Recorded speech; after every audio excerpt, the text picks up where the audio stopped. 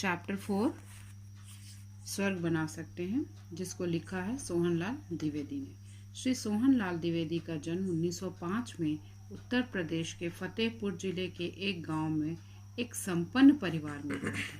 1938 से 1942 तक ये दैनिक राष्ट्रप्रत अधिकार का लखनऊ से संपादन करते रहे। भैरवी, सेवाग्राम, जय भारत जय आदि में इनकी कविताएं संकलित हैं। ये बुक हैं जिसमें इनकी बहुत सी कविताएं हैं।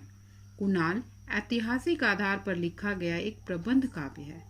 वासव दत्ता, जिस पे फिल्म भी बनी है, और विश्वपान भी इनके प्रसिद्ध आख्यान काव्य हैं। द्विवेदी जी ने बालोपयोगी कविताएं भी लिखी हैं। बालोपयोगी मीन्स बच्चों के पढ़ने के लिए। दूध, बताशा, बाल भारती, बांसुरी और झरना, बच्चों के बापू, शिशु भारती, हंसो हंसाओ, चाचा नेहरू इनके बालोपयोगी काव्य रचनाएं हैं।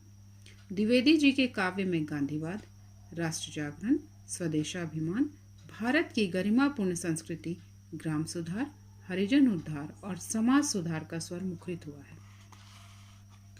द्विवेदी जी की भाषा सरस तथा ओजपूर्ण है। ओजपूर्ण इसलिए है क्योंकि मैंने बताया कि जब ये लिख रहे थे उस समय भारत में स्वतंत्रता आंदोलन हो रहा था, तो इसलिए इनकी भाषा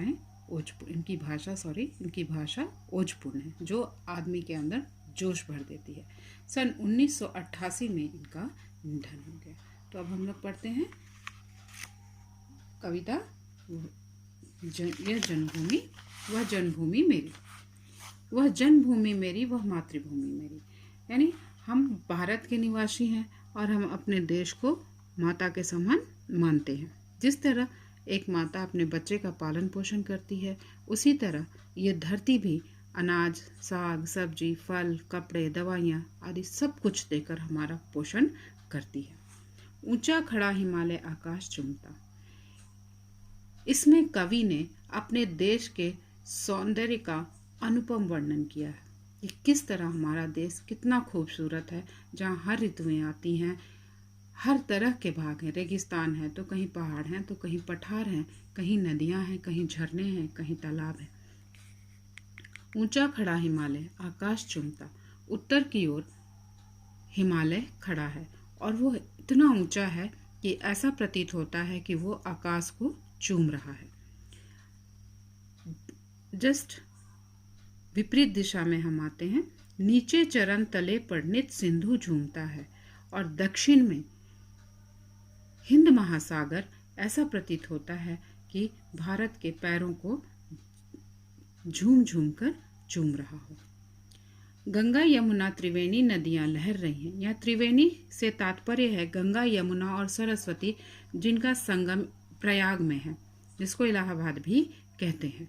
गंगा यमुना तो प्रत्यक्ष ऊपर दिखती हैं, जिनका सौंदर्य देखते ही बनता है। एक तरफ गंगा का सफ़ेद पानी तो दूसरी तरफ यमुना का नीला पानी। लेकिन सरस्वती हिमालय से निकलने के कुछ दूर बाद ही विलुप्त हो जाती हैं और वो अंडरग्राउंड आकर के मिलती हैं धरती के अंदर से। इसलिए इन तीन नदियों के संगम के कारण इसको त्रिवेणी कहा गया है, और जिसमें लहरें उठती रहती हैं। और ये नदियों का पानी इतना शुद्ध है कि अगर इसको हम रख दें तो इसमें कीड़े कभी भी नहीं लगते। ये औषधीय गुणों से भरपूर है, क्योंकि ये नदियाँ हिमालय से निकलती हैं, हिमालय की जड़ी बूटियों को धोते हुए निकलती हैं, इसलिए इनका पानी शुद्ध होता है।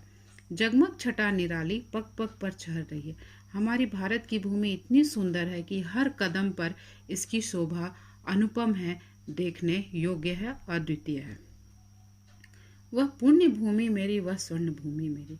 हमारी पुण्य भूमि भी यही है और स्वर्ण भूमि भी। स्वर्ण भूमि इसलिए है और पुण्य भूमि इसलिए है कि हम सारे अच्छे काम यहाँ करते हैं, उपकार के काम हम सारे अपने देश में करते हैं, दूसरों के लिए भी, दूसरे देश के लिए भी। स्वर्ण भूमि, यहाँ खेत लहलहाते रहते हैं अनाजों से, सदा बगीचे फलों से लदे रहते हैं, इसलिए इसे स्वर्ण भूमि कहा गया है। वह जन्मभूमि मेरी, वह मातृभूमि मेरी। झरने अनेक झरते जिसकी पहाड़ियों में। हमारे यहाँ हिमालय जैसा पहाड़ है तो छोटी छोटी पहाड़ियाँ भी हैं, जिससे अनेक छोटे छोटे झरने गिरते रहते हैं और जिनकी सुंदरता अद्वितीय है। चिड़िया चहक रही हो मस्त झाड़ियों में, अमराइयाँ घनी है कोयल पुकारती। यानी हमारे यहाँ जंगल है, झाड़ियाँ हैं जिसमें रंग बिरंगे सुंदर सुंदर पक्षी चहचहाते रहते हैं और सकारात्मकता वातावरण में भरते रहते हैं। आम के बगीचे हैं जिसमें कोयल कूकती रहती है और मन को प्रफुल्लित करती रहती है। बहती मलय पवन है तन मन संवारती। दक्षिण से बहने वाली हवाएं जो चंदन के जंगलों से होकर बहती हैं, वो इतनी सुगंधित होती हैं कि हमारे तन मन को संवार देती है, वातावरण खुशनुमा बना देती है। वह धर्म भूमि मेरी, वह कर्म भूमि मेरी। हमारी धर्म भूमि भी यही है और हमारी कर्म भूमि भी यही है। वह जन्मभूमि मेरी, वह मातृभूमि मेरी। कर्म भूमि से तात्पर्य है कि जितने अच्छे कर्म हैं हम अपनी ही धरती पर करते हैं। धर्म का अर्थ होता है हिंदू मुस्लिम सिख ईसाई नहीं, जो मानवता का धर्म है वो हम अपनी इस धरती पर करते हैं।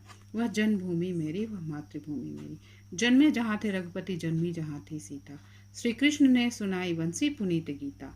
गौतम ने जन्म लेकर जिसका सुयश बढ़ाया, जग को दया दिखाई, जग को दिया दिखाया।